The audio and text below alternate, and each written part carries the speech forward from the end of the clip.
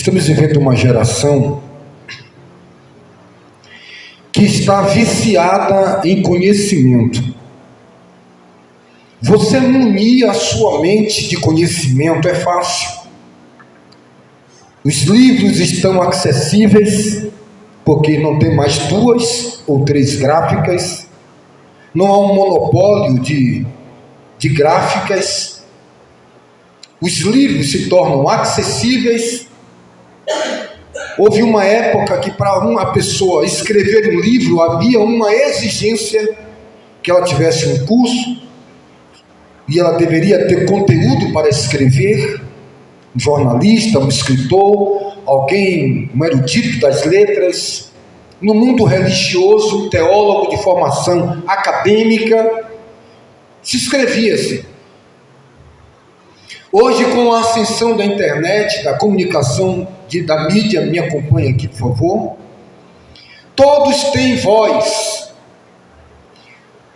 Houve-se uma época, politicamente falando, dentro da sociedade, que o pobre não tinha voz.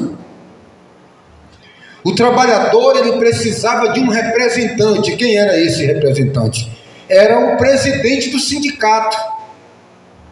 Esse presidente do sindicato representava a determinada categoria daquele sindicato. O trabalhador em si não tinha nem o direito, nem a ousadia de lutar pelos seus direitos diante daquela empresa, daquela corporação. Então, existia-se o sindicato.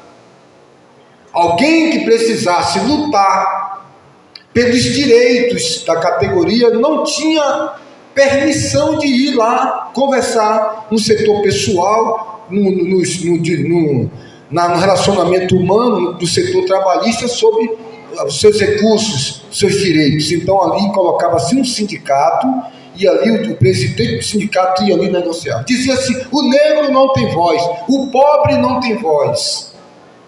Havia-se então um cargo de vereador que era para lutar pelos interesses da população diante da autoridade do poder executivo, no município, o prefeito; na esfera estadual, o deputado estadual; na esfera federal, o deputado federal. Enfim, hoje, com a ascensão da tecnologia, da comunicação por meio da internet, todo mundo fala.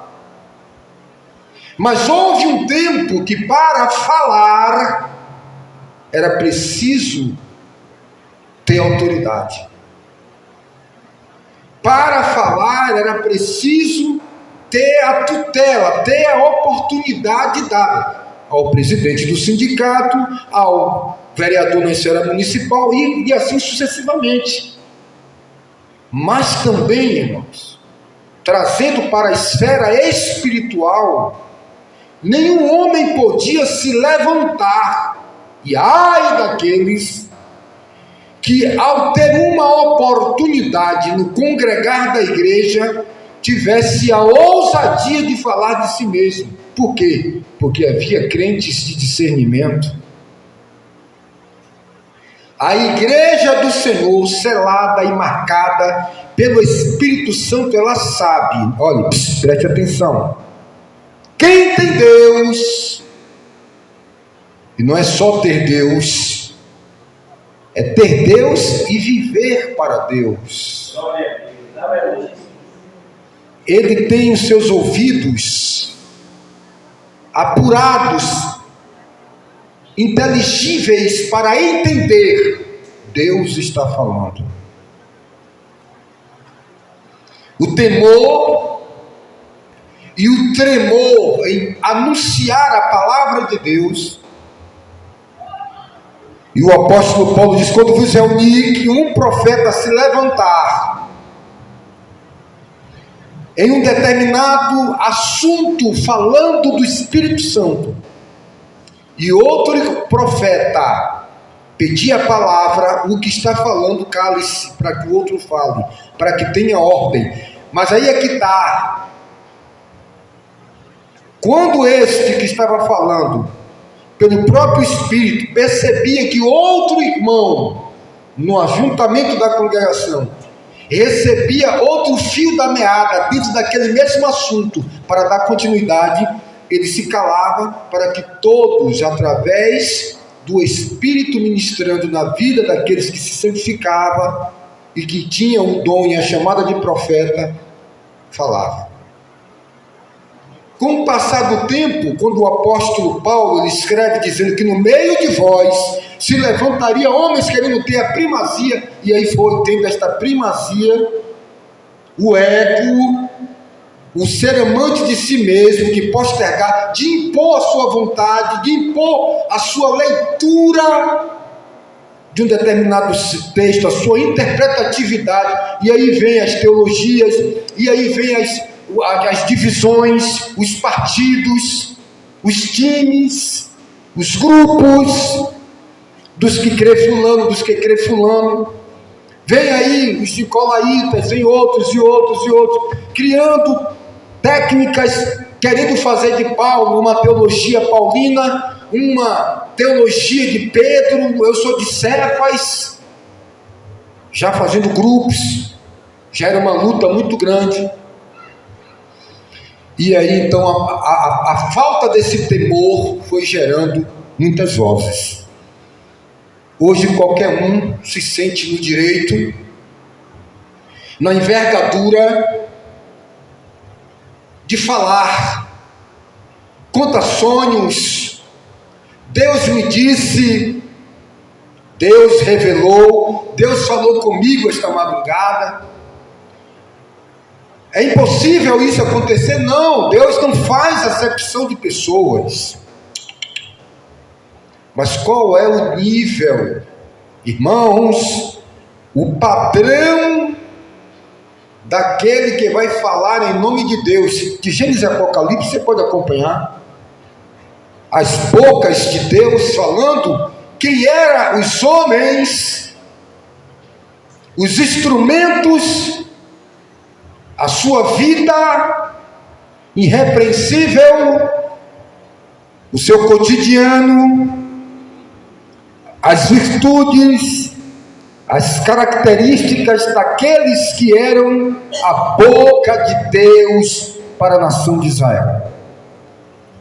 Poderíamos aqui citar muitos deles e o preço que pagaram: Jeremias, Ezequiel, Oséias, Amós, Joel, Daniel, Samuel, vários homens de Deus, como foram o seu proceder e suas vidas irrepreensíveis.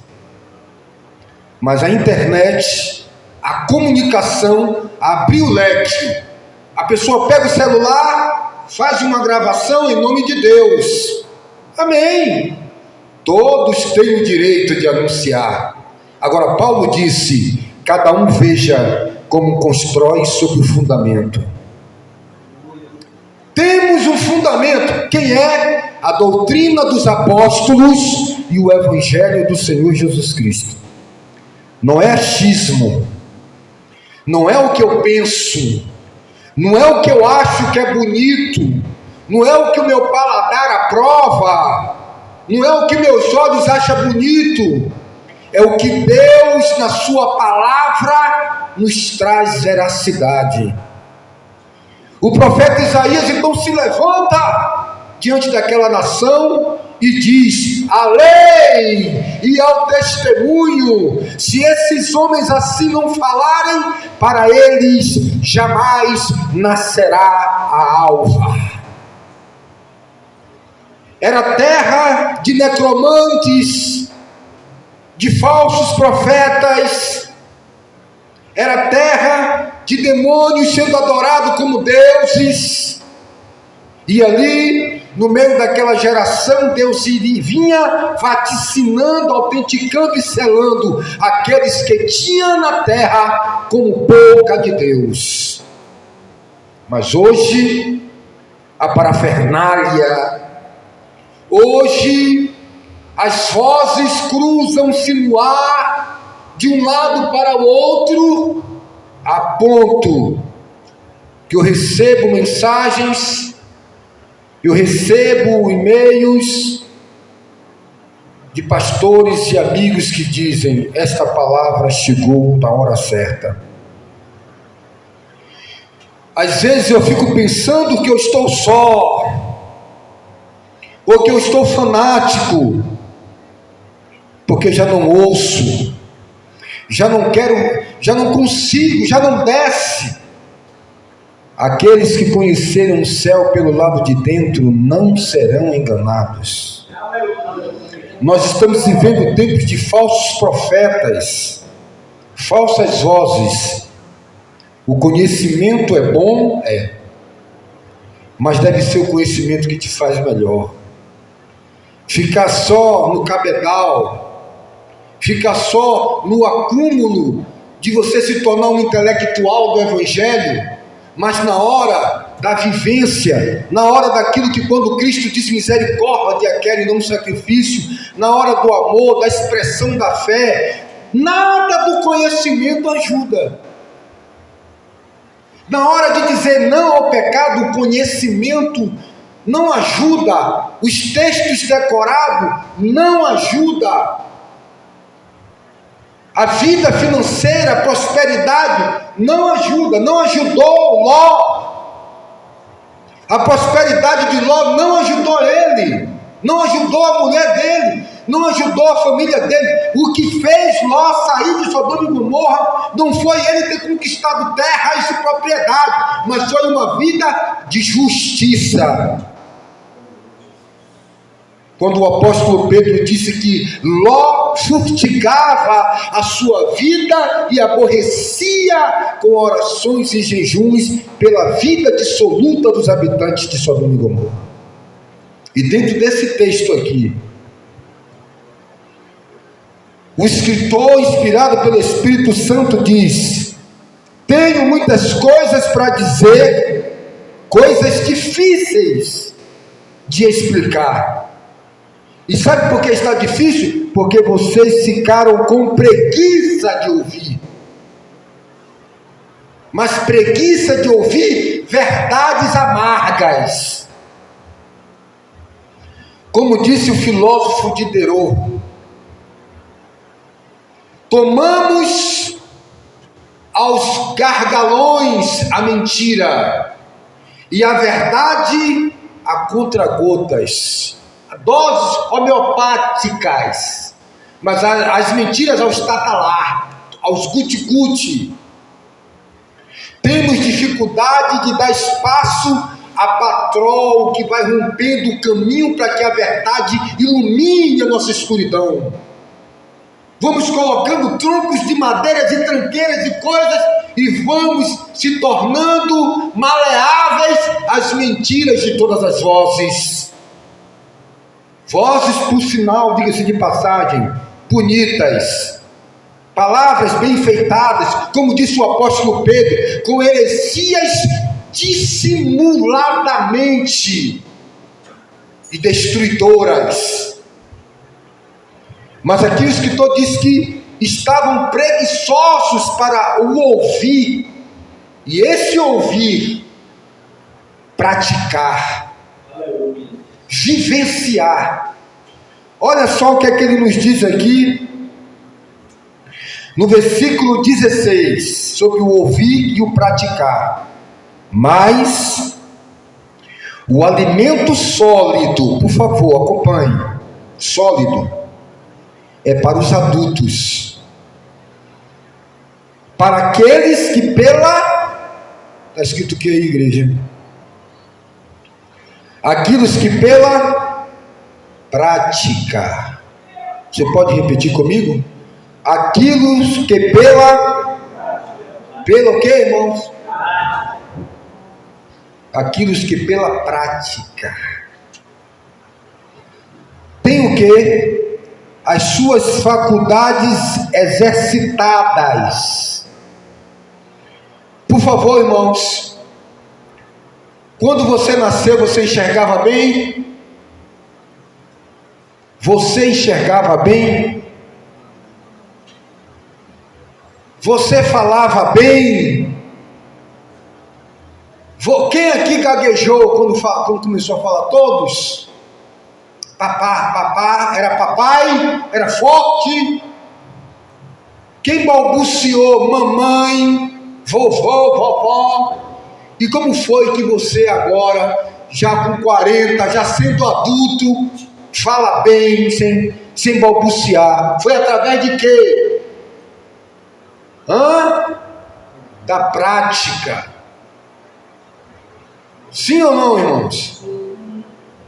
Porque você tem uma desenvoltura no falar, é através de quê? A prática ajudou o quê? O seu desenvolvimento cognitivo da fala. Você apurando a sua visão, você desenvolveu o quê? O seu sistema cognitivo visual. O que é isso aqui, lá no primário? B de quê? De bola. Botava o que para você ver? Uma bola. E assim, através do construtivismo, você foi desenvolvendo suas cognições fundamentais. Isso é para você deixar de ser tolo, viu? Ouça bem. Agora aqui o apóstolo está dizendo que pela prática da palavra de Deus, o viver a palavra, você vai desenvolver o seu mundo espiritual. A única forma de você sair desse mundo cão, em santidade e sendo luz do mundo, não é através do conhecimento empírico, o conhecimento intelectualoide. Deus não chamou você para ser um depósito de versículo da Bíblia, ser um expert da Bíblia, ler a Bíblia 50 vezes, vai tomar 10-0 do analfabeto mateiro dentro de uma entranha de uma roça. E aqui eu não digo desmerecendo, mas digo numa questão de uma comparação. Ele vai tomar 10-0 de um analfabeto que tem vida na prática. Deus não chamou doutores. Não adianta você se preocupar com a beleza do sacrifício. Pare de enfeitar a boneca. Pare de enfeitar o altar. Deus quer um coração incorruptível. Ele quer a prática. Ele quer que você externe aquilo que você ouve aqui dentro. Ele não quer colecionadores de versículos da Bíblia. Bota todos eles sentados aí. Os doutores, os PhD, os doutores em divindade. Para que isso? O apóstolo Paulo disse: eu quando prego, não prego na sabedoria do homem, para que ninguém tenha sua fé apoiada no entendimento humano. Mas aqueles irmãos do livro de Hebreus foi escrito que eles não podiam passar da etapa de comer comida sólida, porque eles eram crianças imaturas espiritualmente, porque não praticavam. Eram preguiçosos para praticar. Vem ao culto, ouve a palavra, glória a Deus, assina o ponto e vai para casa continuando sendo a mesma vida. É apenas alguém que sustenta aparentemente a estrutura de uma religiosidade, de uma religião.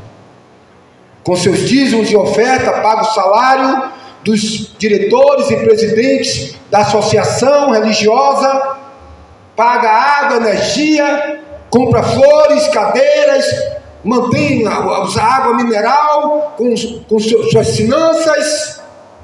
Ô glória! Se completa e vai para casa com um cargo de consciência tranquilo. Isso é fácil.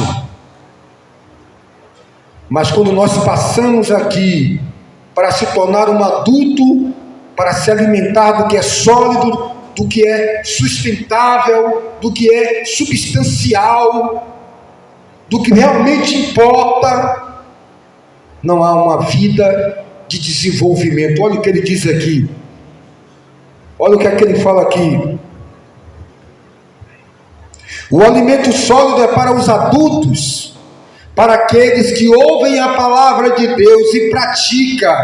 E ao praticar a palavra, tem as suas faculdades visão, audição, tato, o falar, suas faculdades cognitivas, vai sendo exercitadas através da prática. O que é que fala, irmão Pedro?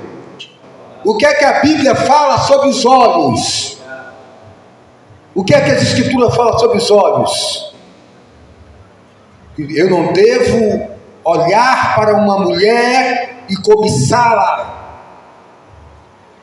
O que é que a palavra de Deus fala da minha faculdade da visão? Que se meus olhos forem trevas, todo o meu corpo será treva, porque os olhos é a janela da alma. A boca é a porta, sai. Então, quando eu vigio com meus olhos, eu obedeço a palavra sólida. Quando eu pratico isso, o que é que acontece? Tem a faculdade exercitada, eu estou exercitando meus olhos a obedecer a palavra. Não cobice, não tenha os olhos de treva, maldosos. Aí diz que através desse exercício os meus olhos têm discernimento. Mas não é só os olhos que tem que ter discernimento, irmã Eliette. É o ouvido também. Que a palavra de Deus diz que eu não devo ouvir coisas que não edificam. Que eu não devo prestar os meus ouvidos a ouvir aquilo que não é a voz de Deus. E quando eu obedeço a palavra, eu estou exercitando o quê? E aí o ouvido aprende a estar afiado e a discernir. E a boca? Não saia da vossa boca nenhuma palavra torpe. O justo comerá do fruto dos seus lábios. Não murmureis. Seja grato, dê gratidão, dê graças a Deus por tudo. E quando eu começo a praticar isso, a minha boca se torna um fluir de águas vivas. E através da prática da palavra, o que é que acontece? Eu aprendo a discernir. Eu tenho um desenvolvimento na minha vida espiritual.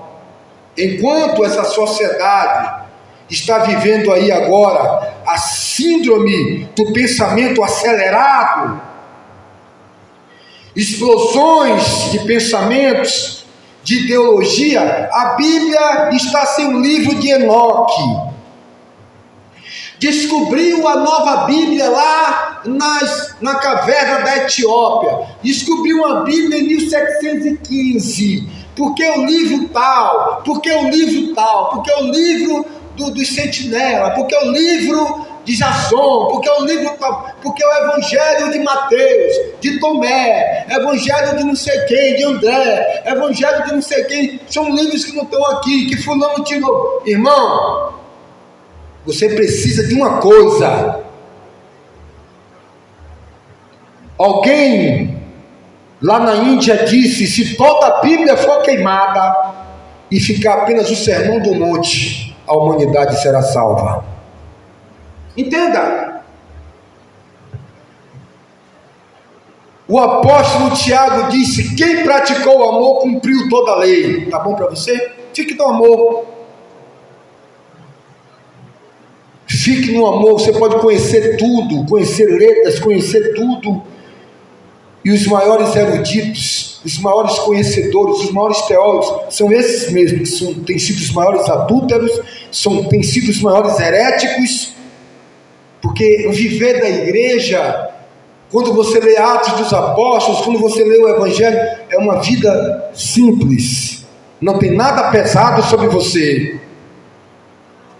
O apóstolo Tiago diz: os mandamentos de Deus não estão nos céus, para que alguém diga é difícil ir lá buscar. É acessível. É o quê? É você conseguir olhar dentro do olho do seu irmão e dizer: eu te amo.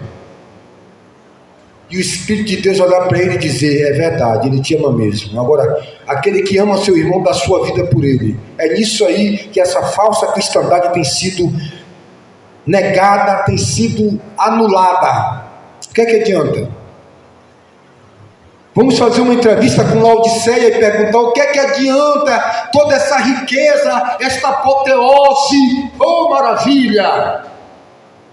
Temos departamentos, temos redes, temos grupos missionários, temos tudo, temos uma estrutura audiovisual aqui maravilhosa, temos um departamento de teledramaturgia maravilhoso. Mas aquele que é o sinete da perfeição está do lado de fora batendo. Você quer isso para a sua vida? Você quer uma reforma das estruturas externas, das aparências? E dentro nós negarmos a existência de Deus, na prática, oculta, onde ninguém vê, no cotidiano. O que é que adianta isso? Você quer uma igreja cheia? Repleta de pessoas? Quando Jesus diz: quando tiver 2 ou 3 pessoas, eu estarei presente, apontando para o final da vida cristã aqui na terra, a ponto que ele chega a dizer: será que quando o Filho do Homem voltar à terra encontrará fé? Isso abala você? Abala a multidão e ir embora? Vá também, não quer ir? Senhor, para onde iremos nós? Só tu tem palavra de vida eterna. Você está sendo seduzido pela multidão? Você está sendo seduzido? Você está com seu orgulho ferido porque o cara lá da esquina tem uma limusine e você tem um Fusca velho? Porque o outro tem uma moto Ninja Kawasaki e a sua é uma 125? De 10 anos atrás, essa sociedade cristã aprendeu a avaliar o sinal de Deus na vida dos homens à luz e à ótica de uma teologia da prosperidade. E aí nós vamos achando que os nossos livros na biblioteca, que o nosso conhecimento nos faz ser melhor diante de Deus. Ei, filho, as Escrituras dizem: bem-aventurado o homem que humilha-se a si mesmo. É esse posicionamento que, quando chega o alimento sólido, é barrado por uma vida liquefeita, por uma vida de alimento pastoso, de quem não tem mais dente, que não consegue mais fazer uma mastigação, porque são pontos difíceis. Mas quais são os pontos difíceis que o apóstolo aqui queria falar? Sobre o entendimento da estrutura, quando ele está aqui no capítulo 5 falando que Jesus Cristo é o sumo sacerdote eterno, e que nós somos sacerdotes, que temos de forma individual ousadia para adentrar no Santo dos Santos e oferecer de forma particular o nosso sacrifício, o nosso incenso, a nossa oração agradável, a nossa adoração, porque Ele nos abriu um novo e vivo caminho. Mas você quer um mediador, você quer o suposto profeta, você quer ir de punga, você não quer carregar a sua responsabilidade, o peso do seu corpo sobre os seus próprios pés. Fulano não veio, eu não vou. Fulano não deu, eu não dou. Fulano está assim, eu também fico. Você come com a sua boca, eu como com a minha. Você olha com seus olhos, eu olho com o meu. É nesta individualidade, da responsabilidade pessoal, que quando me reúno no coletivo da igreja, eu tenho que vir puro e santo, porque uma mosca morta arruina o unguento do perfumista.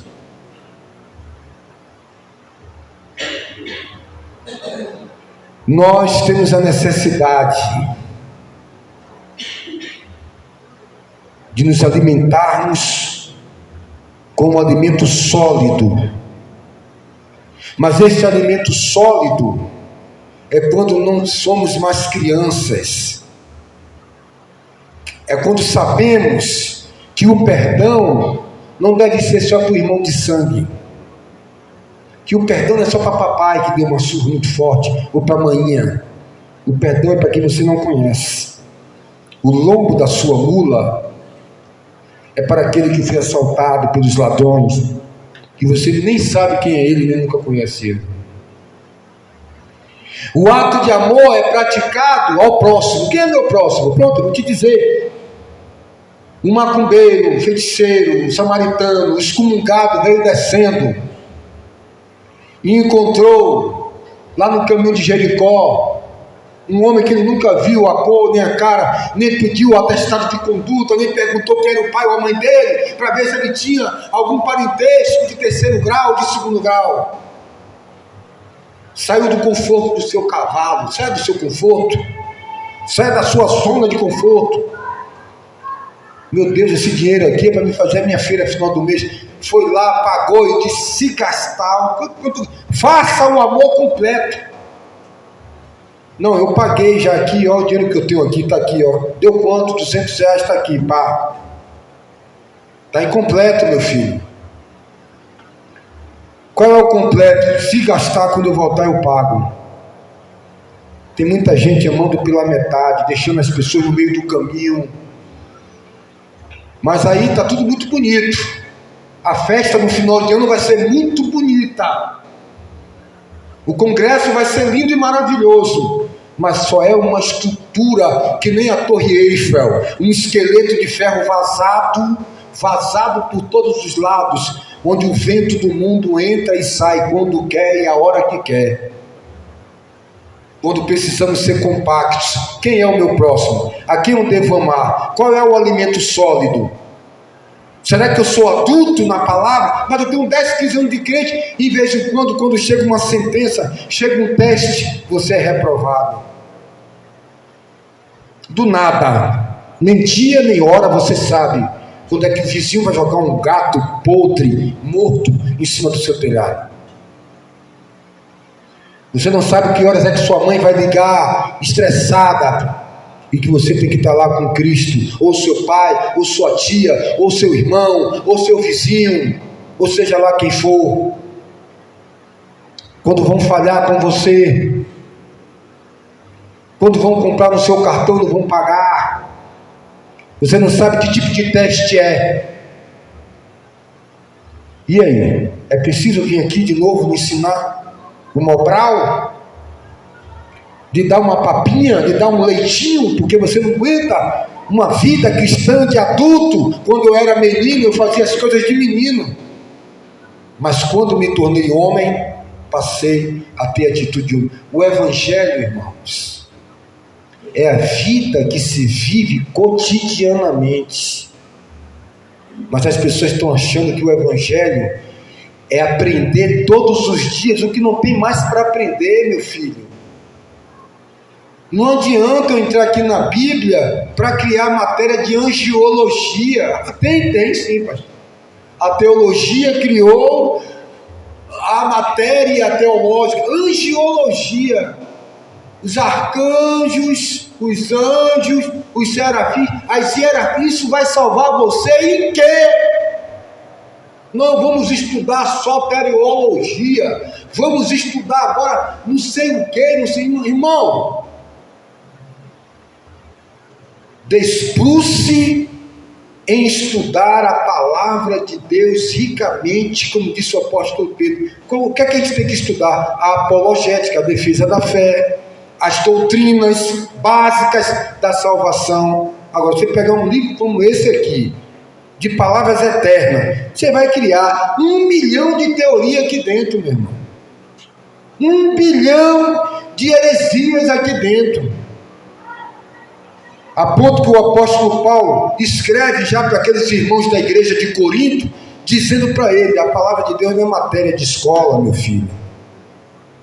Você quer fazer disso aqui aula de religião, matéria de religião? O homem entende das coisas dos homens, mas é o Espírito que conheceu a mente de Deus e foi nos dado gratuitamente para nos fazer compreender. Não adianta. Não adianta a gente estar preocupado. Paulo ficou quantos anos em Efésios, irmão? Primeiro ficou um período, depois mais 2 anos e meio e disse: beleza, não tem mais nada a ensinar aqui. Eu vou lhe fazer uma pergunta e eu encerro a palavra, 9 horas em ponto. Jesus na cruz pendurado. De repente ele lembrou e disse assim: rapaz, eu esqueci de dar uma aula aos meus discípulos sobre tal assunto crucial para a salvação. Todo-Poderoso, Deus, dá um pausa aí, vou descer da cruz, faz uma máquina do tempo, a gente retorna. Meu amigo, você quer acrescentar coisas na vida de Jesus? Por que você não imita a vida de Jesus? Vinde a mim que estáis cansados. Você sabe quem é que está cansado, com a mente cansada? Sabe quantas pessoas estão loucas aí na encruzilhada? Não sabe se houve o russelita, o adventista, não sabe se houve o pentecostalista, o tradicional, o arminiano.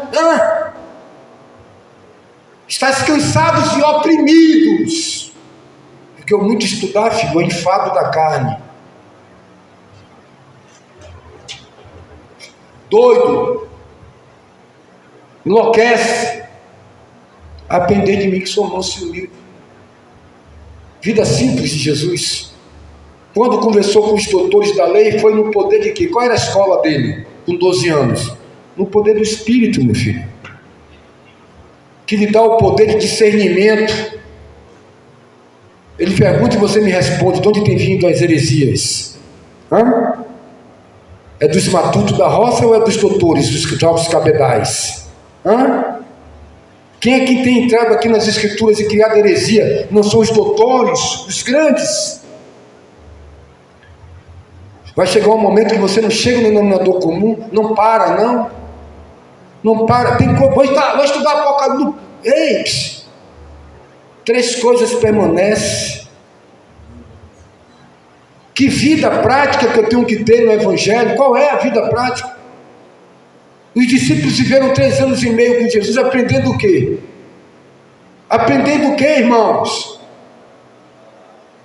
Aprendendo a perdoar, a não julgar, aprendendo a amar em todo o tempo. Foi assim? Qual foi as aulas de Jesus? Olha para Jesus, filho. Aprende com Jesus, o autor e consumador da nossa fé. Ele era simples. Aprender de mim que sou simples e humilde de coração. Mas você quer o quê? Ser um doutor de divindades? Dominar as letras? E de repente se encontrar com Jesus de madrugada e ele dizer: não precisa nada, apenas nascer de novo. O que é que você entende por novo nascimento?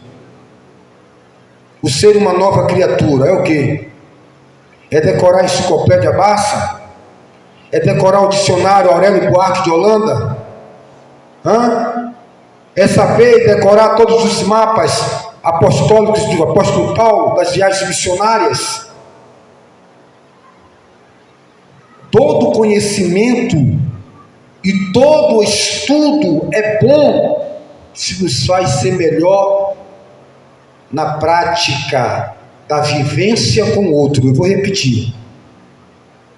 Quer estudar? Massa, estude, seja o melhor. Agora, para Deus isso vai ser muito importante quando você for polido através do seu estudo para não julgar ninguém, para ter a gramatura, a sensibilidade de perdoar. 77 vezes 7. Aí eu bato palma para o seu estudo, para o conhecimento, para o engrandecimento. Se na vida prática o Evangelho aparece, o Evangelho simples. Olhe como essa cristandade tem sido reprovada dos elementos mínimos: julgamento, perdão, amor. É tudo verdade mesmo? Você acha? Até que de repente alguém bate na porta de sua casa, até que de repente alguém te incomoda, fora do eixo dos seus amigos, dos grupos prediletos, alguém que você tem por antipatia. Como é que nós fazemos este Evangelho existir através da extensão de nossa prática? Só nas palavras do conhecimento? Você sabe o que foi que o apóstolo Paulo disse para a igreja de Corinto? O Evangelho não se resume em palavras, mas em virtude. Vou repetir. O Evangelho não se resume em palavras, mas em prática. O alimento sólido é quando nós passamos a praticar tudo o que aprendemos. O grande pregador disse: a pregação hoje, sabe qual é? Quantos anos você tem de crente? 12, 15, 20. Você, irmão, 30. Ele disse: a pregação é essa, irmão. Amém. Vá para casa e pratique tudo que você ouviu nesses anos todos. Tente decorar no mínimo de umas 10 ou 20 pregações nesses 30 anos e põe em prática. Pronto, essa é a pregação de hoje. Sempre aprendendo, mas nunca chegando ao pleno conhecimento. Aprender é fácil, mas o pleno conhecimento é a concretização de tudo que eu ouvi quando eu passo a fazer que exista no mundo dos homens, nesta dimensão, através da prática. Se não é só fábula, meu filho. Se não é só a fé sem as obras é morta. Se não tem obras, se não tem prática, nada feito. Então, medite bem nisso. Feche seus olhos, eu quero orar pela